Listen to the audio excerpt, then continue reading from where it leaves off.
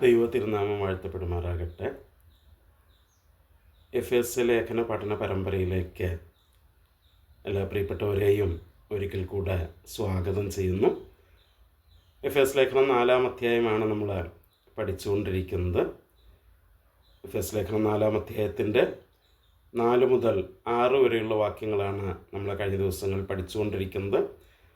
ആ വാക്യങ്ങൾ ഞാൻ ഒരിക്കൽ കൂടെ വായിക്കാം. നിങ്ങളെ വിളിച്ചപ്പോൾ ഏക പ്രത്യാശയ്ക്കായി നിങ്ങളെ വിളിച്ചതുപോലെ ശരീരം ഒന്ന്, ആത്മാവ് ഒന്ന്, കർത്താവ് ഒരുവൻ, വിശ്വാസം ഒന്ന്, സ്നാനം ഒന്ന്, എല്ലാവർക്കും മീതെയുള്ളവനും എല്ലാവരിലും കൂടെ വ്യാപരിക്കുന്നവനും എല്ലാവരിലും ഇരിക്കുന്നവനുമായി എല്ലാവർക്കും ദൈവവും പിതാവുമായവൻ ഒരുവൻ.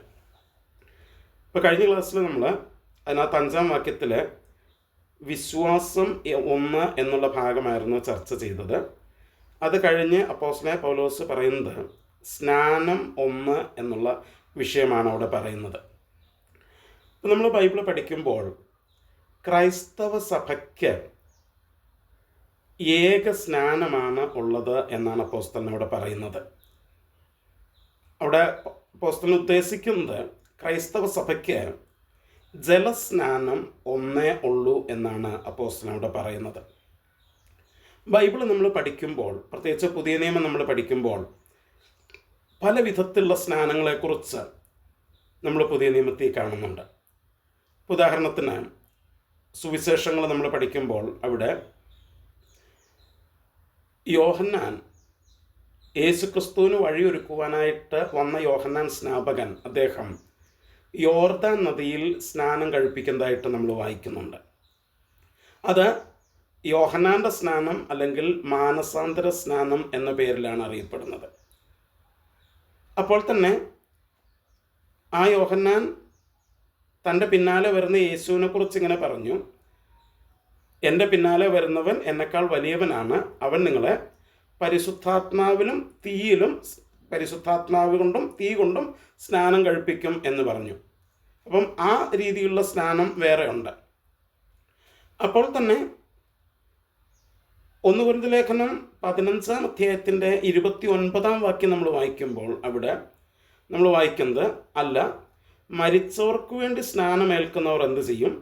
മരിച്ചവർ കേവലം ഉയർക്കുന്നില്ലെങ്കിൽ അവർക്ക് വേണ്ടി സ്നാനമേൽക്കുന്നത് എന്തിന്? അപ്പോൾ അവിടെ മരിച്ചവർക്ക് വേണ്ടി ഉള്ള സ്നാനം, അതായത് അത് വിജാതിയരുടെ ഇടയിൽ നിലനിന്നിരുന്ന ഒരു ആചാരമായിരുന്നു. തങ്ങളുടെ പ്രിയപ്പെട്ടവർ മരിച്ചുപോയാൽ അവർക്ക് വേണ്ടി ജീവിച്ചിരിക്കുന്നവർ സ്നാനമേൽക്കുക. അതൊരിക്കലും ക്രിസ്തീയ സഭയ്ക്കകത്ത് അംഗീകരിച്ചിരുന്ന സ്നാനമല്ല. വിജാതിയർ, കൊരിന്തിലൊക്കെയുള്ള വിജാതിയർ അവർ ചെയ്തിരുന്ന ഒരു ആചാരമായിരുന്നു അത്. അപ്പോസ്തലനായ പൗലോസ് ഇവിടെ അത് അംഗീകരിക്കുകയല്ല ചെയ്യുന്നത്. അതെടുത്തിട്ട് ആ മരിച്ചവരെക്കുറിച്ചുള്ള പുനരുത്ഥാനം ഓൾറെഡി അവരുടെ ഉള്ളിലുണ്ട് എന്ന് തെളിയിക്കാനായിട്ട് അവരുടെ ഒരു ആചാരം എടുത്ത് പൗലോസ് അപ്പോസ്തലൻ ഇവിടെ പറയുന്നു എന്നുള്ളതാണ്. അല്ലാതെ ക്രൈസ്തവ സഭ ഒരിക്കലും ഒരാൾക്ക് പകരം മറ്റൊരാൾ സ്നാനപ്പെടുക എന്നുള്ള ഒരു ആശയം അംഗീകരിക്കുന്നില്ല. അപ്പം ക്രൈസ്തവ സഭയ്ക്ക് നമ്മൾ പഠിക്കുമ്പോൾ ജലസ്നാനം ഒന്നേ ഉള്ളൂ. ഇപ്പം നമ്മൾ മത്തായിയുടെ സുവിശേഷം 28-ാം അധ്യായത്തിൻ്റെ 19-ാം വാക്യം നമ്മൾ വായിക്കുമ്പോൾ അവിടെ നമ്മൾ വായിക്കുന്നത് എങ്ങനെയാണ്? ആകയാൽ നിങ്ങൾ പുറപ്പെട്ട പിതാവിൻ്റെയും പുത്രൻ്റെയും പരിശുദ്ധാത്മാവിൻ്റെയും നാമത്തിൽ സ്നാനം കഴിപ്പിച്ചും ഞാൻ നിങ്ങളോട് കൽപ്പിച്ചതൊക്കെയും പ്രമാണിക്കുവാൻ തക്കവണ്ണം ഉപദേശിച്ചും കൊണ്ട് സകല ജാതികളെയും ശിഷ്യരാക്കിക്കൊള്ളുവിൻ. ഇവിടെ കർത്താവ്, ഉയർത്തെഴുന്നേറ്റ കർത്താവ് അപ്പോസ്തലന്മാരെ ആ സഭാസ്ഥാപനത്തിന് വേണ്ടി ആ ദൗത്യം അവരെ ഏൽപ്പിക്കുമ്പോൾ കർത്താവ് അവരോട് പറയുന്ന കാര്യമാണ്, നിങ്ങൾ പുറപ്പെട്ട പിതാവിൻ്റെയും പുത്രൻ്റെയും പരിശുദ്ധാത്മാവിൻ്റെയും നാമത്തിൽ നിങ്ങൾ സ്നാനം കഴിപ്പിക്കണം. അപ്പോൾ സ്നാനം കഴിപ്പിക്കാനായിട്ട് കൽപ്പന കൊടുക്കുന്നത് കർത്താവാണ്. ജലസ്നാനത്തെക്കുറിച്ച് സഭയ്ക്ക് കൽപ്പന കൊടുക്കുന്നത്, അല്ലെങ്കിൽ അപ്പോസ്തലന്മാർക്ക് കൽപ്പന കൊടുക്കുന്നത് കർത്താവാണ്. കർത്താവ് പറഞ്ഞതാണ്, നിങ്ങൾ പുറപ്പെട്ട പിതാവിൻ്റെയും പുത്രൻ്റെയും പരിശുദ്ധാത്മാവിൻ്റെയും നാമത്തിൽ നിങ്ങൾ സ്നാനം കഴിപ്പിക്കണം എന്നാണ് കർത്താവോട് പറഞ്ഞത്. അപ്പം സഭയ്ക്ക് സ്നാനം ഏൽപ്പിച്ചു തന്നത് കർത്താവാണ്. ജലസ്നാനം അത് ഒരൊറ്റ സ്നാനമാണ്. ഇനി അതല്പം കൂടെ നമുക്ക് വ്യക്തത ലഭിക്കുന്നത് മർക്കോസിൻ്റെ സുവിശേഷത്തിലാണ്. മർക്കോസിൻ്റെ സുവിശേഷം 16-ാം അധ്യായത്തിൻ്റെ 15-16 വാക്യങ്ങൾ നമ്മൾ വായിക്കുമ്പോൾ അവിടെ നമ്മൾ ഇങ്ങനെയാണ് വായിക്കുന്നത്: പിന്നെ അവൻ അവരോട്, നിങ്ങൾ ഭൂലോകത്തിലൊക്കെയും പോയി സകല സൃഷ്ടികളോടും സുവിശേഷം പ്രസംഗിക്കുവിൻ. വിശ്വസിക്കുകയും സ്നാനമേൽക്കുകയും ചെയ്യുന്നവൻ രക്ഷിക്കപ്പെടും, വിശ്വസിക്കാത്തവൻ ശിക്ഷാവിധിയിൽ അകപ്പെടും. ഇവിടെ കർത്താവ് പറയുന്നത് എന്താണ്? മത്തായിയുടെ സുവിശേഷത്തിൽ നിങ്ങൾ പുറപ്പെട്ട് പിതാവിൻ്റെയും പുത്രൻ്റെയും പരിശുദ്ധാത്മാവിൻ്റെയും നാമത്തിൽ സ്നാനം കഴിപ്പിക്കുക എന്ന് പറയുമ്പോൾ, മർക്കോസിൻ്റെ സുവിശേഷത്തിൽ കർത്താവ് പറയും, അത് കുറച്ചുകൂടെ ക്ലിയർ ആയിട്ട് രേഖപ്പെടുത്തിയപ്പോൾ പറഞ്ഞത്, നിങ്ങൾ ആദ്യം പുറപ്പെട്ടിട്ട് നിങ്ങൾ എന്ത് ചെയ്യണം? സകല സൃഷ്ടികളോടും സുവിശേഷം പ്രസംഗിക്കണം. സ്നാനപ്പെടുത്തുന്നതിനും എന്ത് ചെയ്യണം? സുവിശേഷം പ്രസംഗിക്കണം. എന്നിട്ട് ആ സുവിശേഷം കേട്ട് അതിൽ വിശ്വസിക്കുന്നവരാണ് എന്ത് ചെയ്യേണ്ടത്? സ്നാനപ്പെടേണ്ടത്. അപ്പോൾ കർത്താവ് സഭയെ ഏൽപ്പിച്ച ഏക ജലസ്നാനമെന്ന് പറയുന്നത് സുവിശേഷം കേട്ട് വിശ്വസിച്ചവർ ഏൽക്കേണ്ട സ്നാനമാണെന്ത്? ജലസ്നാനമെന്ന് പറയുന്നത്. അപ്പം നമ്മൾ മറക്കരുത്, സ്നാനപ്പെടുത്തുന്നയാൾ സ്നാനപ്പെടുത്തുന്നതിനും എന്ത് ചെയ്തിരിക്കണം? സുവിശേഷം പ്രസംഗിച്ചിരിക്കണം, സുവിശേഷം അറിയിച്ചിരിക്കണം. ആ സ്നാനപ്പെടുന്ന വ്യക്തി സ്നാനപ്പെടുന്നതിന് മുൻപ് സുവിശേഷം കേട്ട് ആ സുവിശേഷത്തിൽ വിശ്വസിച്ചിരിക്കണം. അപ്പം ബൈബിൾ ഒരിക്കലും സുവിശേഷത്തിൽ വിശ്വസിക്കാത്തവരെ സ്നാനപ്പെടുത്തുന്ന പരിപാടിയെ ബൈബിൾ അംഗീകരിക്കുന്നില്ല, പുതിയ നിയമം അംഗീകരിക്കുന്നില്ല. അപ്പം ബൈബിൾ സ്നാനത്തിന് ഏതെങ്കിലും ഒരു പ്രായം വച്ചിട്ടില്ല. ചിലർ പറയാറുണ്ട് മുതിർന്ന സ്നാനമാണ് ബൈബിളിൽ പഠിപ്പിക്കുന്നതെന്ന്. അല്ല, അങ്ങനെയില്ല. ബൈബിളിൽ സ്നാനത്തിനൊരു പ്രായം വച്ചിട്ടില്ല. ബൈബിൾ സ്നാനത്തെക്കുറിച്ച് പറയുന്നത് ഇതാണ്: സുവിശേഷം കേട്ട് വിശ്വസിച്ചവരായിരിക്കണം സ്നാനപ്പെടേണ്ടത്. അത് 10 വയസ്സുള്ള വ്യക്തിയാണെങ്കിലും 90 വയസ്സുള്ള വ്യക്തിയാണെങ്കിലും സ്നാനപ്പെടുന്നയാൾ സുവിശേഷം കേട്ട് അതിൽ വിശ്വസിച്ചയാളായിരിക്കണം സ്നാനപ്പെടേണ്ടത്. അതാണ് ബൈബിൾ പറയുന്നത്. അപ്പം സഭയ്ക്കുള്ള ഏക സ്നാനമെന്ന് പറയുന്നത് സുവിശേഷം കേട്ട് അതിൽ വിശ്വസിച്ചവർ ഏൽക്കുന്ന സ്നാനമാണ് സഭയുടെ സ്നാനം. അപ്പോസ്തല പ്രവൃത്തികളൊക്കെ നമ്മൾ പഠിക്കുമ്പോൾ നമ്മൾ അതാണ് കാണുന്നത്. ഒരു ഭാഗം മാത്രം ഞാൻ നിങ്ങളെ വായിച്ച് കേൾപ്പിക്കാം. അപ്പോസ്തല പ്രവൃത്തികൾ 8-ാം അധ്യായത്തിൻ്റെ 36, 37, 38 വാക്യങ്ങളിൽ നമ്മളിങ്ങനെയാണ് വായിക്കുന്നത്: അവർ ഇങ്ങനെ വഴി പോകുമ്പോൾ വെള്ളമുള്ള ഒരു സ്ഥലത്തെത്തിയപ്പോൾ ഷണ്ഡൻ, ഇതാ വെള്ളം, ഞാൻ സ്നാനമേൽക്കുന്നതിന് എന്ത് വിരോധം എന്ന് പറഞ്ഞു. അതിന് ഫിലിപ്പോസ്, നീ പൂർണ്ണ ഹൃദയത്തോടെ വിശ്വസിക്കുന്നുവെങ്കിൽ ആകാം എന്ന് പറഞ്ഞു. യേശു ക്രിസ്തു ദൈവപുത്രൻ എന്ന് ഞാൻ വിശ്വസിക്കുന്നു എന്നവൻ ഉത്തരം പറഞ്ഞു.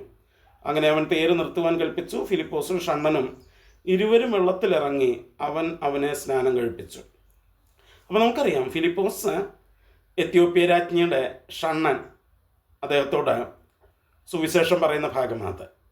അപ്പോൾ ആ സുവിശേഷം കേട്ടുകൊണ്ടിരുന്നപ്പോൾ ആ സുവിശേഷത്തിനകത്ത് സ്നാനം ഉൾക്കൊണ്ടിരുന്നു. അപ്പോൾ ഷണ്ഡൻ പറഞ്ഞു, വെള്ളമുള്ള ഒരു സ്ഥലത്തെത്തിയപ്പോൾ പറഞ്ഞു, ഇതാ വെള്ളം, സ്നാനമേൽക്കുന്നതിന് എന്ത് തടസ്സം എന്ന് ചോദിച്ചപ്പോൾ ഫിലിപ്പോസ് പറയുകയാണ്, നീ പൂർണ്ണ ഹൃദയത്തോടെ വിശ്വസിക്കുന്നു എങ്കിൽ ആകാം.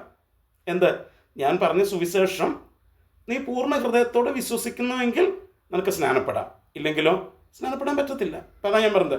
അപ്പോൾ പുതിയ നിയമസഭയുടെ സ്നാനമെന്ന് പറയുന്നത് സുവിശേഷത്തിൽ വിശ്വസിക്കുന്നവരാണ് സ്നാനപ്പെടേണ്ടത്. പക്ഷെ ഷണ്ഡൻ പറഞ്ഞു, ഞാൻ വിശ്വസിക്കുന്നു എന്ന് പറഞ്ഞു, അവനെ സ്നാനപ്പെടുത്തി. ഇത് പ്രായമല്ല ഇവിടുത്തെ വിഷയം, സുവിശേഷത്തിൽ വിശ്വസിക്കുക എന്നുള്ളതാണ് ഇവിടുത്തെ വിഷയം.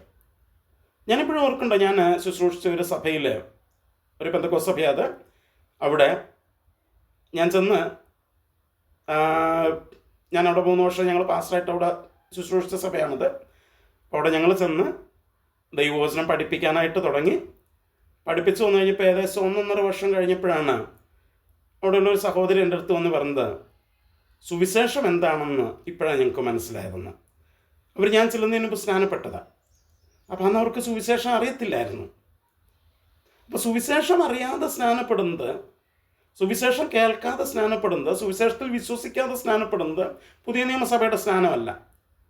ഇന്ന് പലപ്പോഴും നമ്മുടെ സഭകളിലൊക്കെ നടക്കുന്നത്, നമ്മുടെ കുഞ്ഞുങ്ങൾ അവർ ഒരു 13, 14, 15 വയസ്സൊക്കെ ആകുമ്പോഴേക്ക് മാതാപിതാക്കളും പാസ്റ്ററും ഒക്കെ അവരോട് പറയാൻ തുടങ്ങും, സ്നാനപ്പെടണം എന്ന് പറയാനായിട്ട് തുടങ്ങും. അവസാനം നിർബന്ധം സഹിക്കവയ്യാതെ അവരെന്ത് ചെയ്യും? പോയിട്ട് സ്നാനപ്പെടും. അവരെപ്പോഴാണ് സുവിശേഷം കേട്ടിട്ടില്ല. എപ്പോഴാണ് വിശ്വസിച്ചിട്ടില്ല, സ്നാനപ്പെടുത്തി. അങ്ങനെയല്ല നടക്കേണ്ടത്. സുവിശേഷം അവർ മനസ്സിലാക്കി ആ സുവിശേഷത്തിൽ വിശ്വസിക്കുന്നവരാണ് എന്ത് ചെയ്യേണ്ടത്? സ്നാനപ്പെടേണ്ടത് എന്നുള്ള കാര്യം നമ്മൾ മറക്കരുത്. അപ്പോൾ ഈ ജലസ്നാനത്തെക്കുറിച്ച് നമ്മൾ പഠിക്കുമ്പോൾ പ്രധാനമായിട്ടൊരു 1-2 വാക്യങ്ങൾ നമുക്ക് അതിനകത്ത് ചിന്തിക്കാനായിട്ടുണ്ട്. റോമാലേഖനം 6-ാം അധ്യായത്തിൻ്റെ 3-4 വാക്യങ്ങളിൽ അവിടെ അപ്പോസ്തലനായ പൗലോസ് രേഖപ്പെടുത്തുന്ന കാര്യങ്ങൾ ഇങ്ങനെയാണ്: അല്ല, യേശുക്രിസ്തുവിനോട് ചേരുവാൻ സ്നാനമേറ്റവരായ നാം എല്ലാവരും അവൻ്റെ മരണത്തിൽ പങ്കാളികളാകുവാൻ സ്നാനമേറ്റിരിക്കുന്നു എന്ന് നിങ്ങൾ അറിയുന്നില്ലയോ? അങ്ങനെ നാം അവൻ്റെ മരണത്തിൽ പങ്കാളികളായിത്തീർന്ന സ്നാനത്താൽ അവനോടുകൂടെ കുഴിച്ചിടപ്പെട്ടു. ക്രിസ്തു മരിച്ചിട്ട് പിതാവിൻ്റെ മഹിമയാൽ ജീവിച്ചെഴുന്നേറ്റതുപോലെ നാമും ജീവൻ്റെ പുതുക്കത്തിൽ നടക്കേണ്ടതിന് തന്നെ. ഓക്കെ, അപ്പോൾ ഇവിടെ പറയുന്നത് ജലസ്നാനത്താൽ നമ്മൾ ക്രിസ്തുവിനോട് ചേരുകയാണ്. ക്രിസ്തുവിനോട് ചേർന്നു. നമ്മൾ ഏതെങ്കിലും ഒരു പ്രസ്ഥാനത്തോട്, ഒരു സംഘടനയോടല്ല ചേരുന്നത്. ഇപ്പം കത്തോലിക്ക എന്ന് പറയുന്ന സംഘടനയോടോ, ഓർത്തഡോക്സ് അല്ലെങ്കിൽ യാക്കോബായ എന്ന് പറയുന്ന സംഘടനകളോടോ, CSI, Mar Thoma, evangelical, Lutheran, brethren, Pentecost, അതിനകത്ത് AG, assemblies of God, IPC, Sharon, church of God, ഏതെങ്കിലും ഒരു സംഘടനയിലേക്കല്ല നിങ്ങൾ സ്നാനത്തിലൂടെ ചേരുന്നത്. സ്നാനത്തിലൂടെ നമ്മൾ സുവിശേഷം വിശ്വസിച്ച് സ്നാനപ്പെടുന്ന ഒരു വ്യക്തി അവൻ യേശുവിനോടാണ് ചേരുന്നത്. അപ്പം നോക്കിക്കേ, ഈ സംഘടനകളിലേക്ക് നമ്മൾ ചേരുന്നു എന്ന് നമ്മൾ ചിന്തിക്കുമ്പോഴാണ് ഇതിനകത്ത് വിഭാഗീയതകൾ വരുന്നത്. CSIക്കാരന് പെന്തക്കോസ്തുകാരനെ കാണാൻ പറ്റില്ല, ബ്രദറുകാരന് CSIക്കാരനെ കാണരുത്. അങ്ങനെ ഒരു വിഭാഗീയത വരുന്നത് ഈ സ്നാനത്തിലൂടെ പ്രസ്ഥാനങ്ങളിലേക്ക് നമ്മൾ ചേരുന്നു എന്ന് ചിന്തിക്കുമ്പോഴാണ്. എന്നാൽ ഇവിടെ പറഞ്ഞത് നിങ്ങൾ സ്നാനത്തിലൂടെ ഏതെങ്കിലും ഒരു വിഭാഗത്തിലേക്ക്, ഒരു ഡിനോമിനേഷനിലേക്കല്ല നിങ്ങൾ ചേർന്നത്. സ്നാനത്തിലൂടെ നിങ്ങൾ ചേരുന്നത് ക്രിസ്തുവിനോടാണ് ചേരുന്നത്. അപ്പോൾ സുവിശേഷത്തിൽ വിശ്വസിച്ച് സ്നാനപ്പെടുന്ന എല്ലാവരും ക്രിസ്തുവിനോടാണ് ചേരുന്നത്. അപ്പോൾ അവരെല്ലാവരും ക്രിസ്തുവിനോട് ഒരു ശരീരമായിട്ട് മാറുകയാണ്. ക്രിസ്തുവുമായിട്ട് അവരൊന്നായിട്ട് ചേരുകയാണ്. അപ്പോൾ അവർക്ക് തമ്മിലും എന്തുണ്ട്? ഒരു വലിയൊരു ബന്ധം ഉണ്ട് എന്നുള്ളതാണ്. അപ്പോൾ അതാ പറഞ്ഞത്, യേശു ക്രിസ്തുവിനോട് ചേരുവാൻ സ്നാനമേറ്റവരായ നാം എല്ലാവരും അവൻ്റെ മരണത്തിൽ പങ്കാളികളാക്കുവാൻ സ്നാനമേറ്റിരിക്കുന്നു. അപ്പോൾ നമ്മുടെ സ്നാനപ്പെടുമ്പോൾ നമ്മൾ മരിക്കുകയാണ് ചെയ്യുന്നത്. അതായത് നമ്മൾ സ്നാനപ്പെടുന്നതിന് മുമ്പ് നമുക്ക് പല വിഭാഗീയതകളുണ്ടായിരുന്നു, പല രീതിയിൽ നമ്മൾ വ്യത്യസ്തരായിരുന്നു മറ്റുള്ളവരിൽ നിന്ന്. എന്നാൽ ആ വിഭാഗീയതയുള്ള ആ പഴയ മനുഷ്യൻ അവൻ മരിച്ചു. എന്നിട്ട് എന്ത് ചെയ്തു? അവൻ്റെ മരണത്തിൽ പങ്കാളികളായിത്തീർന്ന സ്നാനത്താൽ അവനോടുകൂടെ കുഴിച്ചിടപ്പെട്ടു. എന്നിട്ട് ക്രിസ്തു മരിച്ചിട്ട് പിതാവിൻ്റെ മഹിമയാൽ ജീവിച്ചെഴുന്നേറ്റതുപോലെ നാമും ജീവൻ്റെ പുതുക്കത്തിൽ നടക്കേണ്ടതിന്. അപ്പം ഇപ്പം നമ്മൾ എന്തായിത്തീർന്നു? നമുക്കൊരു പുതിയ ജീവൻ കിട്ടി, ഒരു പുതിയ ജീവിതം കിട്ടി. എന്താണത്? വിഭാഗീയതകളില്ലാത്ത, ദൈവമക്കളെല്ലാവരെയും ഒന്നായിട്ട് കാണാൻ കഴിയുന്ന ഒരു പുതിയ ജീവിതം, ഒരു പുതിയ ജീവൻ ക്രിസ്തു നമുക്ക് തരികയാണ്. കാരണം സ്നാനം ഒന്നാണ്. ആ സ്നാനത്തിലൂടെ നമ്മളെല്ലാവരും ക്രിസ്തുവിനോട് ചേരുന്നു. നമ്മൾ പ്രസ്ഥാനങ്ങളോടോ വിഭാഗങ്ങളോടോ ഡിനോമിനേഷനുകളോടോ അല്ല ചേരുന്നത്, ക്രിസ്തുവിനോട് ചേരുന്നു. അങ്ങനെ ക്രിസ്തുവിനോട് ചേരുമ്പോൾ നമുക്കൊരു പുതിയ ജീവൻ ലഭിക്കുന്നു, ഒരു പുതിയ ജീവിതം, എ ന്യൂ ലൈഫ് നമുക്ക് ലഭിക്കുകയാണ്. ആ പുതിയ ജീവിതം എന്ന് പറയുന്നത് എല്ലാവരെയും ഒരുപോലെ സ്നേഹിക്കാനായിട്ട് നമ്മെ പ്രാപ്തരാക്കുന്ന ജീവിതമാണത്. അതാണ് അവിടുത്തെ വ്യത്യാസം എന്ന് പറയുന്നത്. അപ്പം അതുവരെ ഉണ്ടായിരുന്ന വിഭാഗീയതകളും ഡിനോമിനേഷണൽ സ്പിരിറ്റുകളും എല്ലാം അവസാനിച്ച് അങ്ങനെ ഉണ്ടായിരുന്ന ആ മനുഷ്യൻ മരിച്ചു. ഇപ്പോൾ ക്രിസ്തുവിനോട് ചേർന്നിരിക്കുന്ന ഒരു പുതിയ മനുഷ്യൻ, ഒരു പുതിയ ജീവിതം, ഒരു പുതിയ ജീവൻ നമുക്ക് ലഭിക്കുന്നു. അത് ആ ദൈവമക്കളെല്ലാവരെയും ഒന്നായിട്ട് ഒരുമിച്ച് കാണാനായിട്ട് നമ്മെ പ്രാപ്തരാക്കുന്ന ആ പുതിയൊരു ജീവൻ നമുക്ക് ലഭിക്കുകയാണ് ചെയ്യുന്നത്. ഇനി മറ്റൊരു ഭാഗത്ത് എന്താണ്? ഗലാത്യ ലേഖനം നമ്മൾ പഠിക്കുമ്പോൾ അവിടെ ഗലാത്യ ലേഖനം 3-ാം അധ്യായത്തിൻ്റെ 26 മുതൽ 28 വരെയുള്ള വാക്യങ്ങൾ നമ്മൾ വായിക്കുമ്പോൾ അവിടെ നമ്മളിങ്ങനെയാണ് വായിക്കുന്നത്: ക്രിസ്തുയേശുവിലെ വിശ്വാസത്താൽ നിങ്ങളെല്ലാവരും ദൈവത്തിൻ്റെ മക്കളാകുന്നു. ക്രിസ്തുവിനോട് ചേരുവാൻ സ്നാനമേറ്റിരിക്കുന്ന നിങ്ങളെല്ലാവരും ക്രിസ്തുവിനെ ധരിച്ചിരിക്കുന്നു. അതിൽ യഹൂദനും യവനനും എന്നില്ല, ദാസനും സ്വതന്ത്രനും എന്നില്ല, ആണും പെണ്ണും എന്നില്ല, നിങ്ങളെല്ലാവരും ക്രിസ്തുയേശുവിൽ ഒന്നത്രേ. ഇതാ ഞാൻ ഇത്രയും നേരം പറഞ്ഞുകൊണ്ടിരുന്ന അതിൻ്റെ വിശദമായിട്ടുള്ളൊരു വിശദീകരണമാണ് ഇവിടെ പറയുന്നത്. അപ്പോൾ ക്രിസ്തുയേശുവിലെ വിശ്വാസത്താൽ നിങ്ങളെല്ലാവരും ദൈവമക്കളായിത്തീർന്നു. ഞാൻ പറഞ്ഞു, സ്നാനപ്പെടുന്നത് സുവിശേഷത്തിൽ വിശ്വസിക്കുന്ന വ്യക്തിയാണ്. അപ്പോൾ ആ സുവിശേഷത്തിൽ അവൻ വിശ്വസിക്കുമ്പോൾ, ക്രിസ്തുയേശുവിൽ വിശ്വസിക്കുമ്പോൾ അവൻ ആരായിട്ട് മാറുന്നു? ദൈവത്തിൻ്റെ മകനായിട്ട് മാറുന്നു, ദൈവമക്കളായിട്ട് മാറുന്നു. അപ്പോൾ സുവിശേഷത്തിൽ വിശ്വസിച്ച് നമ്മളെല്ലാവരും ആരാണ്? ദൈവമക്കളായിട്ട് മാറി. ദൈവമക്കളാണ് നമ്മളെല്ലാവരും ദൈവമക്കളാണ്. എന്നിട്ട് 27 വാക്യത്തിൽ പറയുക, ക്രിസ്തുവിനോട് ചേരുവാൻ സ്നാനമേറ്റിരിക്കും നിങ്ങൾ. അപ്പോൾ നമ്മൾ നേരത്തെ പറഞ്ഞു, റോമാലേഖനത്തിൽ നമ്മൾ പറഞ്ഞു, നമ്മൾ സ്നാനമേൽക്കുമ്പോൾ ക്രിസ്തുവിനോടാണ് ചേരുന്നത്. അപ്പോൾ ക്രിസ്തുവിനോട് ചേരുവാൻ സ്നാനമേറ്റിരിക്കും നിങ്ങളെല്ലാവരും ക്രിസ്തുവിനെ ധരിച്ചിരിക്കുന്നു. എന്താ ക്രിസ്തുവിനെ ധരിക്കുക എന്ന് പറഞ്ഞാൽ, നമ്മുടെ മുകളിലൂടെ നമ്മുടെ ശരീരത്തിൽ, ഞാനിപ്പം ഈ ഷർട്ട് ധരിച്ചിരിക്കുന്നത് പോലെ ഞാൻ എന്ത് ചെയ്യണം? സ്നാനത്തിങ്കൽ ക്രിസ്തുവിനെ ധരിക്കുകയാണ് ചെയ്യുന്നത്. ക്രിസ്തുവിനെ ധരിക്കുകയാണ് ചെയ്യുന്നത്. അപ്പോൾ പിന്നെ എന്നെ കാണുന്നവർ ആരെയാണ് കാണുന്നത്? ക്രിസ്തുവിനെയാണ് കാണുന്നത്. എന്നെ കാണുന്നവർ ക്രിസ്തുവിനെയാണ് കാണുന്നത്. അപ്പം ഞാൻ സ്നാനപ്പെട്ടപ്പോൾ ക്രിസ്തുവിനെ ധരിച്ചതുപോലെ തന്നെ മറ്റൊരാൾ സ്നാനപ്പെട്ടപ്പോൾ അദ്ദേഹവും ക്രിസ്തുവിനെയാണ് ധരിച്ചത്. അപ്പം ഞാൻ അദ്ദേഹത്തെ നോക്കുമ്പോൾ ഞാൻ അവിടെയും കാണുന്നത് ക്രിസ്തുവിനെയാണ് ഞാൻ കാണുന്നത്. അപ്പം ഞാൻ അദ്ദേഹത്തെ വെറുക്കുന്നു എന്ന് പറയുമ്പോൾ, എനിക്ക് അദ്ദേഹവുമായിട്ട് ഭിന്നത ഉണ്ടാകുന്നു എന്ന് പറയുമ്പോൾ, അതിൻ്റെ അർത്ഥം ക്രിസ്തുവുമായിട്ടാണ് ഞാൻ ഭിന്നിക്കുന്നത്. കാരണം അവൻ ക്രിസ്തുവിനെ ധരിച്ചിരിക്കുക. ഞാൻ നോക്കുമ്പോൾ എന്താണ് കാണേണ്ടത്? അവൻ ധരിച്ചിരിക്കുന്ന ക്രിസ്തുവിനെയാണ് ഞാൻ കാണേണ്ടത്. അപ്പം അവനുമായിട്ട് എനിക്ക് ഭിന്നത ഉണ്ടാക്കാനായിട്ട് പറ്റില്ല, അവനുമായിട്ട് എനിക്ക് വിഭാഗീയത ഉണ്ടാക്കാനായിട്ട് പറ്റില്ല. കാരണം ഞാൻ ക്രിസ്തുവിനെ ധരിച്ചിരിക്കുന്നു, അതുപോലെ അവനും ക്രിസ്തുവിനെ ധരിച്ചിരിക്കുന്നു. ക്രിസ്തുവിനോട് എനിക്ക് ഭിന്നിക്കാനായിട്ട് ഒരിക്കലും കഴിയില്ല. അപ്പം അതോട് പറഞ്ഞത്, ക്രിസ്തുവിനോട് ചേരുവാൻ സ്നാനമേറ്റിരിക്കുന്ന നിങ്ങളെല്ലാവരും ക്രിസ്തുവിനെ ധരിച്ചിരിക്കുന്നു. എന്നിട്ട് 28 വാക്യത്തിൽ പറയാം, അതിൽ യഹൂദനും യവനനും എന്നില്ല. നിങ്ങളുടെ ബാക്ക്ഗ്രൗണ്ട് അതിനകത്ത് പ്രശ്നമല്ല. നിങ്ങൾ എന്താണ്, ഏത് പശ്ചാത്തലത്തിൽ നിന്നാണ് നിങ്ങൾ വന്നത് എന്നുള്ളതിനകത്ത് വിഷയമല്ല. നിങ്ങൾ ഉയർന്ന ജാതിയിൽ നിന്നാണോ താഴ്ന്ന ജാതിയിൽ നിന്നാണോ, വെളുത്ത കൂട്ടത്തിൽ നിന്നാണോ കറുത്ത കൂട്ടത്തിൽ നിന്നാണോ, നിങ്ങളുടെ ബാക്ക്ഗ്രൗണ്ട് അതിനകത്ത് വിഷയമല്ല. യഹൂദനും യവനനും എന്ന് ഇല്ല. പിന്നെ ദാസനും സ്വതന്ത്രനും എന്നില്ല. അതായത് നിങ്ങളുടെ തൊഴിൽ എന്താണ്, നിങ്ങളെന്താണ് ചെയ്യുന്നത്, നിങ്ങളുടെ തൊഴിൽ എന്താണ്, അതതിനകത്ത് വിഷയമല്ല. ദാസനും സ്വതന്ത്രനും എന്നുള്ളത് അതിനകത്ത് വിഷയമല്ല. ആണും പെണ്ണും എന്നുള്ളത് വിഷയമല്ല. നിങ്ങൾ ആണാണോ പെണ്ണാണോ അതിനകത്ത് വിഷയമല്ല. നിങ്ങളെല്ലാവരും ക്രിസ്തുയേശുവിൽ ഒന്നത്ര. അപ്പം നമ്മളെല്ലാവരും ആരാണ്? ക്രിസ്തുയേശുവിൽ ഒന്നാണ്. ആര്? സ്നാനപ്പെട്ടവരെല്ലാവരും ക്രിസ്തുയേശുവിൽ ഒന്നാണ്. കാരണം സ്നാനം ഒന്നാണ്. ആ ഒരേ സ്നാനമാണ് നമ്മളെല്ലാവരും ഏറ്റിരിക്കുന്നത് എന്നാണ് ഇവിടെ നമ്മൾ വായിക്കുന്നത്. ഓക്കെ, ഇനി എന്താണ്, ഒന്ന് കൊരിന്ത്യർ ലേഖനത്തിലേക്ക് നമ്മൾ വരുമ്പോൾ അതിൻ്റെ 12-ാം അധ്യായത്തിൻ്റെ 13-ാം വാക്യത്തിൽ നമ്മൾ വായിക്കുന്ന ഒരു കാര്യമുണ്ട്. യഹൂദന്മാരോ യവനന്മാരോ ദാസന്മാരോ സ്വതന്ത്രരോ നാം എല്ലാവരും ഏക ശരീരമാകുമാറ് ഒരേ ആത്മാവിൽ സ്നാനമേറ്റും എല്ലാവരും ഒരേ ആത്മാവിനെ പാനം ചെയ്തുവിരിക്കുന്നു. ഇത് ജലസ്നാനത്തെക്കുറിച്ചല്ല ഇവിടെ പറയുന്നത്, ആത്മാവിൽ സ്നാനപ്പെടുന്നതിനെ കുറിച്ചാണ്.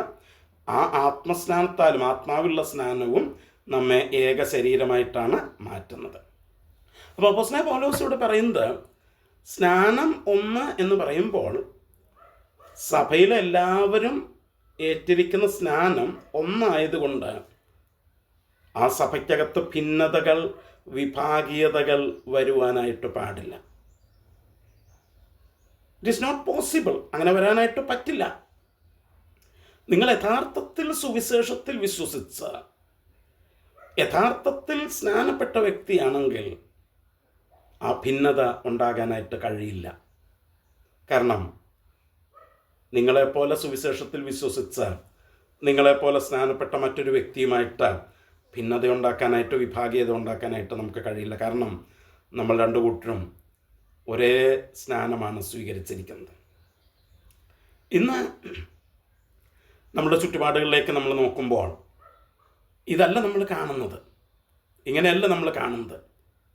പ്രത്യേകിച്ച് സോഷ്യൽ മീഡിയയൊക്കെ വളരെ വ്യാപകമായി കൊണ്ടിരിക്കുന്ന ഈ സമയത്ത് എനിക്കറിയാം, സോഷ്യൽ മീഡിയയൊക്കെ ശ്രദ്ധിക്കുന്നവർ അതിനകത്ത് പല കാര്യങ്ങൾ, പല കാഴ്ചകൾ, പല വാർത്തകൾ ഒക്കെ നമ്മൾ വായിക്കുകയും കാണുകയും ഒക്കെ ചെയ്യുന്നുണ്ട്. ഇതൊക്കെ കാണുമ്പോൾ നമ്മൾ എന്താ മനസ്സിലാക്കുന്നത്? ഞാനിതിനകത്ത് മനസ്സിലാക്കുന്നത് ഒന്നേ ഉള്ളൂ, സുവിശേഷം യഥാർത്ഥമായിട്ട് പ്രസംഗിക്കപ്പെട്ടിട്ടില്ലെന്നുള്ളതാണ്. മറ്റൊരു പ്രശ്നവും ഇവിടെ വന്നിട്ടില്ല. യഥാർത്ഥ സത്യസുവിശേഷം പ്രസംഗിക്കപ്പെട്ടിട്ടില്ല എന്നുള്ളതാണ് ഇവിടുത്തെ വിഷയം. കാരണം ഇന്ന് പ്രസംഗിക്കപ്പെടുന്ന സുവിശേഷം എന്ന് പറയുന്നത്, അല്ലെങ്കിൽ സുവിശേഷം എന്ന പേരിൽ ഇന്ന് പ്രസംഗിക്കപ്പെടുന്നതെന്ന് പറയുന്നത് ഭൗതികതയുടെ സുവിശേഷമാണ് പ്രസംഗിക്കപ്പെടുന്നത്. അത് കേട്ട് അത് വിശ്വസിച്ചാണ് ഇന്ന് പലരും സ്നാനപ്പെടുന്നത്.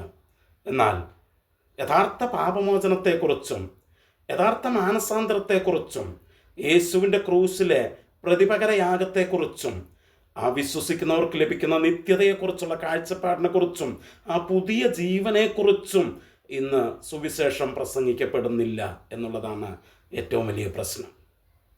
ആ യഥാർത്ഥ സുവിശേഷമല്ലാതെ മറ്റൊരു സുവിശേഷം കേട്ട് അതിൽ വിശ്വസിച്ച് അതിൽ ആകൃഷ്ടരായി വന്ന് സ്നാനപ്പെടുമ്പോൾ റോമാലേഖനത്തിൽ നമ്മൾ വായിച്ചതുപോലെ ആ പുതിയ ജീവൻ നമുക്ക് അനുഭവിക്കാനായിട്ട് കഴിയില്ല. ഇന്ന് നമ്മുടെയൊക്കെ പല പ്രസ്ഥാനങ്ങളുടെയും നേതാക്കന്മാർ തുടങ്ങി താഴെ തട്ടിൽ വരെ നമ്മൾ കാണുന്ന പല പ്രശ്നങ്ങളുടെയും കാരണം ഇതാണ്. യഥാർത്ഥ സുവിശേഷം അവർ കേൾക്കുകയോ അത് വിശ്വസിക്കുകയോ ചെയ്യാതെ സ്നാനപ്പെട്ടതുമൂലം ദൈവം വാഗ്ദത്തം ചെയ്തിരിക്കുന്ന ആ പുതിയ ജീവൻ അവർക്ക് അനുഭവിക്കാനായിട്ട് കഴിഞ്ഞിട്ടില്ലെന്നുള്ളതാണ് അതിൻ്റെ കാരണം. പ്രിയമുള്ളവരെ, ഞാനിത് പറയുമ്പോൾ ഞാൻ നിങ്ങളോട് വളരെ വിനീതമായിട്ട് ഞാൻ അപേക്ഷിക്കുന്ന ഒരു കാര്യമുണ്ട്. യഥാർത്ഥ സുവിശേഷം നിങ്ങൾ കേട്ടിട്ടില്ലെങ്കിൽ, യഥാർത്ഥ സുവിശേഷം നിങ്ങൾക്ക് മനസ്സിലായിട്ടില്ലെങ്കിൽ, നിങ്ങൾ കേട്ടിരിക്കുന്നത് ഭൗതികമായിട്ടുള്ള ഉയർച്ച നൽകുന്ന, നിങ്ങളുടെ രോഗം മാറ്റുന്ന, നിങ്ങളുടെ കടഭാരം മാറ്റുന്ന, നിങ്ങളുടെ അവസ്ഥയ്ക്ക് വ്യത്യാസം വരുത്തുന്ന, നിങ്ങളുടെ പ്രശ്നങ്ങൾക്ക് പരിഹാരം നൽകുന്ന യേശുവിനെ കുറിച്ചുള്ള ഒരു സുവിശേഷമാണ് നിങ്ങൾ കേട്ടിരിക്കുന്നതെങ്കിൽ അത് നിങ്ങൾക്ക് പുതിയൊരു ജീവൻ നൽകുവാൻ പര്യാപ്തമല്ല. അത് നിങ്ങളുടെ ഉള്ളിലുള്ള പഴയ ജീവനെ ഒന്ന് എക്സൈറ്റ് ചെയ്യാനായിട്ട് മാത്രം ഉപകാരപ്പെടുന്ന സന്ദേശങ്ങളാണത്. അതല്ല സുവിശേഷം. അത് നിങ്ങൾക്ക് പുതിയ ജീവൻ നൽകുന്ന സുവിശേഷമല്ലാതെ. പുതുജീവൻ നൽകുന്ന സുവിശേഷം എന്ന് പറയുന്നത് മാനസാന്തരത്തിൻ്റെയും പാപമോചനത്തിൻ്റെയും നമ്മുടെ പാപത്തിന് പരിഹാരമായിട്ട് നമുക്ക് പ്രതിപകരയാഗമായിട്ട് തന്നെത്താൻ അർപ്പിച്ച യേശുവിനെ കുറിച്ചും ആ യേശുവിൽ വിശ്വസിക്കുമ്പോൾ ഉണ്ടാകുന്ന വീണ്ടും ജന്മം എന്നുള്ള അനുഭവത്തെക്കുറിച്ചും ആ വീണ്ടും ജന്മത്തിലൂടെ നമുക്ക് ലഭിക്കുന്ന ആ പുതുജീവനെക്കുറിച്ചും ആ നിത്യതയെക്കുറിച്ചുള്ള കാഴ്ചപ്പാടിനെക്കുറിച്ചുമുള്ള ആ യഥാർത്ഥ സുവിശേഷം നിങ്ങൾ കേട്ടിട്ടില്ലെങ്കിൽ നിങ്ങൾക്ക് തീർച്ചയായിട്ടും ഞങ്ങളുമായിട്ട് ബന്ധപ്പെടാം. എൻ്റെ നമ്പർ ഞാൻ ഡിസ്ക്രിപ്ഷനകത്ത് ഞാൻ കൊടുക്കുന്നുണ്ട്. നിങ്ങൾക്ക് തീർച്ചയായിട്ടും ഞങ്ങളുമായിട്ട് ബന്ധപ്പെടാം. ആ സുവിശേഷം അതാണ് നമ്മുടെ ജീവിതത്തിൽ മാറ്റം വരുത്തുന്നത്. അതില്ലാത്തത് കൊണ്ടാണ് ഇന്ന് നമ്മൾ കാണുന്ന ഈ പ്രതിസന്ധികളൊക്കെ നമ്മൾ അനുഭവിച്ചു കൊണ്ടിരിക്കുന്നത്. അതാണ്. അപ്പോൾ അപ്പോസ്തലനായ പൗലോസ് പറയുന്നത് എഫെസ്യ ലേഖനത്തിൽ നമ്മൾ വായിച്ചതാണ് സ്നാനം 1. എന്നിട്ട് 6-ാം വാക്യത്തിൽ പറയുക, എല്ലാവർക്കും മീതെയുള്ളവനും എല്ലാവരിലും കൂടി വ്യാപരിക്കുന്നവനും എല്ലാവരിലും ഇരിക്കുന്നവനുമായി എല്ലാവർക്കും ദൈവവും പിതാവുമായവൻ ഒരുവൻ. നമുക്ക് പിതാവായ ദൈവം ഒരുവനേ ഉള്ളൂ. ഒരു പിതാവായ ദൈവമേ ഉള്ളൂ. ആരാണവൻ? അവൻ എല്ലാവർക്കും മീതെയുള്ളവനാണ്. കുറച്ചു പേർ അവനേക്കാൾ മീതെയില്ല. ഇന്ന് പലതും കാണുമ്പോൾ കേൾക്കുമ്പോൾ നമുക്കൊക്കെ തോന്നാറില്ലേ, ഇവർക്ക് ദൈവത്തെ ഭയമില്ലെന്ന്? എന്താ കാരണം? അവർക്ക് മീതെ ഉള്ള ഒരു ദൈവത്തെ അവർ കണ്ടിട്ടില്ലെന്നുള്ളതാണ്. അവർ ചിന്തിക്കുന്നത് തങ്ങളാണ് ദൈവം, തങ്ങളുടെ കയ്യിലിരിക്കുന്ന പണമാണ് ദൈവം, തങ്ങളുടെ അധികാരമാണ് ദൈവം, തങ്ങളുടെ സ്ഥാനമാനങ്ങളാണ് ദൈവം എന്ന് ചിന്തിക്കുന്നവരെ കൊണ്ടാണ് ഇന്ന് ക്രൈസ്തവ ഗോളം ഇത്രയും ദൂഷിക്കപ്പെട്ടുകൊണ്ടിരിക്കുന്നത്. വേദപുസ്തകം പറയുന്നു, നമ്മുടെ പിതാവായ ദൈവം അവനെല്ലാവർക്കും മീതെയുള്ളവനാണ്. ഞാൻ അവന് താഴെയാണ്, ഞാൻ അവൻ അധീനപ്പെട്ടിരിക്കേണ്ടവനാണ്, ഞാൻ അവനാൽ നിയന്ത്രിക്കപ്പെടേണ്ടവനാണ്, അവനെല്ലാവർക്കും മീതെയാണ്. മാത്രമല്ല എല്ലാവരിലും കൂടെ വ്യാപരിക്കുന്നവൻ എന്ന് വെച്ച് കഴിഞ്ഞാൽ എല്ലാവരിലും കൂടെ പ്രവർത്തിക്കുന്നവൻ. യഥാർത്ഥ സുവിശേഷം കേട്ട സ്നാനപ്പെട്ട ആ ക്രിസ്തുവിൻ്റെ ശരീരത്തോട് അല്ലെങ്കിൽ ക്രിസ്തുവിനോട് ചേർന്നിരിക്കുന്ന എല്ലാവരിലും കൂടെ പ്രവർത്തിക്കുന്നത് ഒരേ ദൈവമാണ്. അവൻ CSI കാരനോ മർത്തോമക്കാരനോ പെന്തക്കോസ്തുകാരനോ ബ്രദറുകാരനോ ആരുമാകട്ടെ, അവനിലൂടെ പ്രവർത്തിക്കുന്നത് ദൈവമാണ്. അങ്ങനെയെങ്കിൽ എനിക്കും അദ്ദേഹത്തോട് ചേർന്ന് പ്രവർത്തിക്കുന്നതിൽ, അദ്ദേഹത്തോട് ചേർന്ന് നിൽക്കുന്നതിൽ എന്താണ് പ്രയാസമുണ്ടാവുക? എല്ലാവരിലും കൂടെ പ്രവർത്തിക്കുന്നവനും എല്ലാവരിലും ഇരിക്കുന്നവനുമായി എല്ലാവർക്കും ദൈവവും പിതാവുമായവൻ ഒരുവൻ. നോക്കിക്കേ, അപ്പോൾ 4-ാം അധ്യായത്തിൻ്റെ 1-ാം വാക്യത്തിൽ നമ്മൾ വായിച്ചതാണ്, നിങ്ങളെ വിളിച്ചിരിക്കുന്ന വിളിക്ക് യോഗ്യമാവണ്ണം നടക്കുവിൻ. എന്നിട്ട് 4-ാം വാക്യം തൊട്ട് പറയുക, നിങ്ങളെ വിളിച്ചപ്പോൾ. അപ്പം നിങ്ങളെ വിളിച്ചിരിക്കുന്ന വിളിക്ക് യോഗ്യമായി നടക്കുവിൻ എന്ന് പറഞ്ഞിട്ട് ആ വിളിച്ച വിളി എങ്ങനെയാണ് എന്ന് 4-ാം വാക്യം തൊട്ട് അതാ നമ്മൾ ചർച്ച ചെയ്തത്. ഏക പ്രത്യാശ, ഏക ശരീരം, ഏക ആത്മാവ്, ഏക കർത്താവ്, ഏക വിശ്വാസം, ഏക സ്നാനം, ഏക പിതാവ്. 7 കാര്യങ്ങൾ ഒന്ന് ഒന്ന് ഒന്ന് ഒന്ന് എന്ന് അപ്പോസ്തലൻ പറയുക. അപ്പം നിങ്ങളെ വിളിച്ചപ്പോൾ ഈ 7 വിധത്തിലുള്ള ഏകമായിട്ടുള്ള കാര്യങ്ങളിലേക്കാണ് നിങ്ങളെ വിളിച്ചത്. അതുകൊണ്ട് നിങ്ങളും ഐക്യത ഉള്ളവരായിരിക്കണം എന്നാണ് അപ്പോസ്തലനായ പൗലോസ് അവിടെ പറയുന്നത്. പൂർണ്ണ വിനയത്തോടെ, സൗമ്യതയോടെ, ദീർഘക്ഷമയോടെ ആയിരിക്കുക എന്നാണ് അപ്പോസ്തലൻ അവിടെ പ്രബോധിപ്പിക്കുന്നത്. പ്രിയമുള്ളവരെ, ഈ ഒരു കാഴ്ചപ്പാട് നമുക്കുണ്ടോ? എന്താ ഈ ഒരു ഐക്യത, ഈ ഒരു ഏകഭാവം? ഭിന്നതകളും പക്ഷങ്ങളും പരസ്പരമുള്ള പോരടിക്കലുകളും പരസ്പരമുള്ള വെല്ലുവിളികളും ഒക്കെ ഒന്ന് അവസാനിപ്പിച്ചിട്ട് ഐക്യതയിലേക്ക് വരാനായിട്ട് നമുക്ക് കഴിയുമോ? അത് കഴിയണമെങ്കിൽ യഥാർത്ഥ സുവിശേഷം കേട്ട് അതിൽ വിശ്വസിച്ച് നാം യേശുവിനോട് ചേരുവാൻ നമുക്ക് കഴിയണം. ഞാനൊരു കാര്യം കൂടെ പറഞ്ഞ് അവസാനിപ്പിക്കാം. 1 കൊരിന്ത്യർ ലേഖനം 3-ാം അധ്യായവും 6-ാം അധ്യായവും ഒക്കെ നമ്മൾ പഠിക്കുമ്പോൾ അവിടെയൊക്കെ ആ സഭയ്ക്കകത്തെ ഭിന്നതയെക്കുറിച്ച് പൗലോസ് പറയുന്നുണ്ട്. ചിലർ ഞാൻ അപ്പല്ലോസിൻ്റെ പക്ഷക്കാരൻ, ചിലർ ഞാൻ പൗലോസിൻ്റെ പക്ഷക്കാരൻ, ചിലർ ഞാൻ കേഫാവിൻ്റെ പക്ഷക്കാരൻ, ചിലർ ഞാൻ ക്രിസ്തുവിൻ്റെ പക്ഷക്കാരൻ എന്നൊക്കെ പറഞ്ഞ് പക്ഷം തിരിഞ്ഞു നിൽക്കുന്ന ഭിന്നത നിറഞ്ഞ ആ സഭയെക്കുറിച്ച് പറയുന്നുണ്ട്. മാത്രമല്ല അവിടെ പറയുന്നു, അവിടുത്തെ സഭയിലെ അംഗങ്ങൾക്ക് തമ്മിൽ വ്യവഹാരങ്ങൾ ഉണ്ടാകുന്നു, നിയമപരമായിട്ടുള്ള നിയമ പോരാട്ടങ്ങൾ ഉണ്ടാകുന്നു.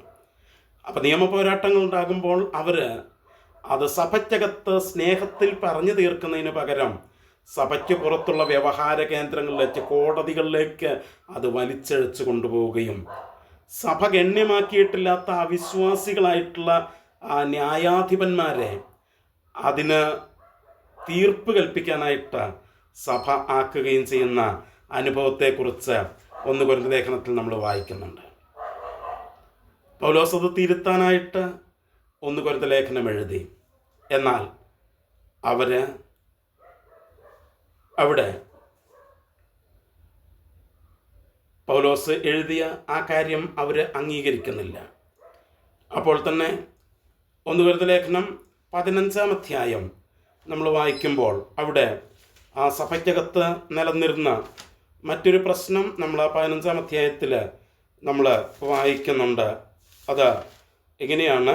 1 കൊരിന്ത്യർ ലേഖനം അതിൻ്റെ 15-ാം അധ്യായത്തിൻ്റെ 12-ാം വാക്യത്തിൽ നമ്മൾ വായിക്കുകയാണ്, ക്രിസ്തു മരിച്ചിട്ട് ഉയർത്തെഴുന്നേറ്റു എന്ന് പ്രസംഗിച്ചു വരുന്ന അവസ്ഥയ്ക്ക് മരിച്ചവരുടെ പുനരുത്ഥാനമില്ല എന്ന് നിങ്ങളിൽ ചിലർ പറയുന്നത് എങ്ങനെ? അപ്പോൾ ആ സഭയ്ക്കകത്തുള്ള ചിലരൊക്കെ പറഞ്ഞത് മരിച്ചവർക്ക് പുനരുത്ഥാനമില്ലെന്ന നിത്യതയെക്കുറിച്ചുള്ള കാഴ്ചപ്പാട് അവർക്കില്ലായിരുന്നു. അവർ ഈ ഭൂമിയിലെ നന്മകൾക്ക് വേണ്ടിയാണ് ജീവിച്ചത്. മരിച്ചവർ ഉയർക്കുമെന്നുള്ള വിശ്വാസം ആ സഭയ്ക്കില്ലായിരുന്നു. അതുകൊണ്ട് തന്നെ ആ സഭയ്ക്കകത്ത് ഭിന്നതകളും പക്ഷങ്ങളും ഒക്കെ ഉണ്ടായിരുന്നു. പൗലോസ് അതൊക്കെ അവരെ തിരുത്താനായിട്ട് ലേഖനം എഴുതിയപ്പോൾ ചരിത്രം പറയുന്നത് പൗലോസ് ആ ലേഖനം എഴുതിയത് അവർ ശരിയായിട്ട് അംഗീകരിക്കാതെ അവരിൽ പലരും പൗലോസിൻ്റെ അധികാരത്തെ ചോദ്യം ചെയ്തു. അപ്പം അത് വ്യക്തമാക്കാനായിട്ടാണ് പൗലോസ് രണ്ടാമത്തെ ലേഖനം എഴുതുന്നത്. അതിൽ പൗലോസ് അതിൻ്റെ 11-ാം അധ്യായത്തിൻ്റെ 4-ാം വാക്യത്തിൽ താൻ പറഞ്ഞൊരു കാര്യമുണ്ട്. ഞങ്ങൾ പ്രസംഗിക്കാത്ത മറ്റൊരു യേശുവിനെ, നിങ്ങൾക്ക് ലഭിക്കാത്ത മറ്റൊരാത്മാവിനെ, നിങ്ങൾ കേട്ടിട്ടില്ലാത്ത മറ്റൊരു സുവിശേഷം നിങ്ങളുടെ അടുക്കൽ വരുമ്പോൾ നിങ്ങളത് സ്വീകരിക്കുന്നത് ആശ്ചര്യം. അപ്പം എന്തായിരുന്നു കൊരിന്ത് സഭയുടെ യഥാർത്ഥത്തിലുള്ള പ്രശ്നം? അവർ മറ്റൊരു യേശുവിൻ്റെ പുറകെ, മറ്റൊരു സുവിശേഷത്തിൻ്റെ പുറകെ പോയവരായിരുന്നു. അതുകൊണ്ട് തന്നെയാണ് അവർക്ക് നിത്യതയെക്കുറിച്ചുള്ള കാഴ്ചപ്പാടില്ലായിരുന്നു. മരിച്ചവരുടെ പുനരുത്ഥാനമില്ല എന്ന് പഠിപ്പിക്കുന്ന സഭയായിരുന്നു അവർ. മാത്രമല്ല അതുകൊണ്ട് തന്നെ ആ നിത്യതയെക്കുറിച്ചുള്ള ദർശനമില്ലാത്തത് കൊണ്ട് തന്നെ ഭിന്നതകളും വ്യവഹാരങ്ങളും കോടതി കേസുകളുമൊക്കെ നിറഞ്ഞ ഒരു സഭയായിട്ട് ആ കൊരിന്ത് സഭ മാറി. ഇന്ന് നമ്മളായിരിക്കുന്ന പ്രസ്ഥാനങ്ങളും ഈ ഒരു അവസ്ഥയിലാണോ? യഥാർത്ഥ സുവിശേഷത്തിലേക്ക് മടങ്ങി വന്നേ മതിയാകുള്ളൂ. ഭൗതികത പ്രസംഗിക്കുന്ന മറ്റൊരു യേശുവിനെ, മറ്റൊരു സുവിശേഷം പ്രസംഗിക്കുന്നത് അവസാനിപ്പിച്ചിട്ട് യഥാർത്ഥ സുവിശേഷത്തിലേക്ക് നാം മടങ്ങി വരികയും ആ സുവിശേഷത്തിൽ വിശ്വസിക്കുകയും ആ സുവിശേഷം പ്രസംഗിക്കുകയും ചെയ്യുമ്പോഴാണ് ഈ ഐക്യതയിലേക്ക് നമുക്ക് നടക്കാനായിട്ട് കഴിയുന്നത്. ഇന്ന് ഈ ക്ലാസ് ഞാനിവിടെ അവസാനിപ്പിക്കുമ്പോൾ ഞാൻ ഒരിക്കൽ കൂടെ നിങ്ങളോട് ആവശ്യപ്പെടുന്നതാണ്, നിങ്ങൾ യഥാർത്ഥ സുവിശേഷത്തിലേക്ക് വരിക. നിങ്ങൾ കേട്ട സുവിശേഷം യഥാർത്ഥ സുവിശേഷം അല്ലെങ്കിൽ പാപമോചനത്തിൻ്റെയും മാനസാന്തരത്തിൻ്റെയും യേശുവിൻ്റെ പ്രതിപകരയാഗത്തിൻ്റെയും വീണ്ടും ജനനത്തിൻ്റെയും വീണ്ടും ജനനത്തിലൂടെ ദൈവം നൽകുന്ന ആ പുതിയ ജീവൻ്റെയും നിത്യതയുടെയും സുവിശേഷമല്ല നിങ്ങൾ കേട്ടത്. നിങ്ങൾ കേട്ടത് യേശുവിൽ വിശ്വസിച്ചാൽ ഭൗതികമായിട്ടുള്ള എന്തെങ്കിലുമൊക്കെ ലഭിക്കും എന്നാണ് നിങ്ങൾ വിശ്വസിച്ചിരിക്കുന്നതെങ്കിൽ, അതാണ് നിങ്ങൾ കേട്ട സുവിശേഷമെങ്കിൽ യഥാർത്ഥ സുവിശേഷത്തിലേക്ക് മടങ്ങി വരിക. നിങ്ങൾക്ക് തീർച്ചയായിട്ടും ഞങ്ങളുമായിട്ട് ബന്ധപ്പെടാം.